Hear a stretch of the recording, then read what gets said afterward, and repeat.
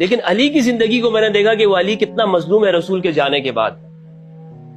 یعنی شہادت کربلا ہم بیان کرتے ہیں، لیکن مجھے اس تاریخ کے اندر سب سے بڑا مظلوم علی نظر آیا. امام علی جن کے بارے میں رسول اللہ صلی اللہ علیہ وآلہ وسلم نے واضح طور پر فرمایا غدیر خم کے اندر، من کنت مولا فہذا علی مولا اللہ موال مولا وعد من عادا.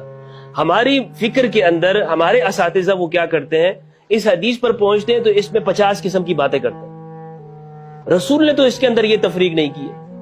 علی کے بارے میں جتنا میں نے پڑھا تو مجھے معلوم ہوا کہ ہم نے جو ان کے ساتھ جو کیا ہے نا، مطلب جو ظلم روا رکھا ہے فکری طور پر دینیات کے اندر، اور کسی کے ساتھ ہم نے نہیں کیا. تو وہ مذہبیت، وہ فکر جو ہے جو امام علی علیہ السلام کی ہے، وہ حق اور سچ کی کہ خود دین کے لانے والے وہ آگے مظلوم ہو گئے. وہ اہل البیت جن کے بارے میں رسول اللہ نے فرمایا اذکرکم اللہ فی اہل بیت اذکرکم اللہ فی اہل بیت، اسی اہل البیت کی گردنیں کاٹی گئی، اسی اہل البیت کو بیار و مددگار کیا گیا، اسی اہل البیت کو بازاروں میں گھمایا گیا.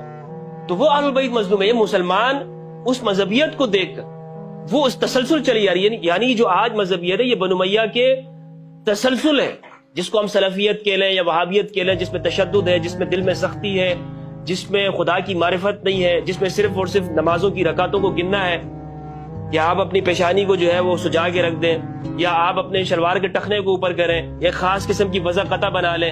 یہ جو رسمی مذہبیت ہے یہ نوجوان کو دین سے دور کرتی ہے.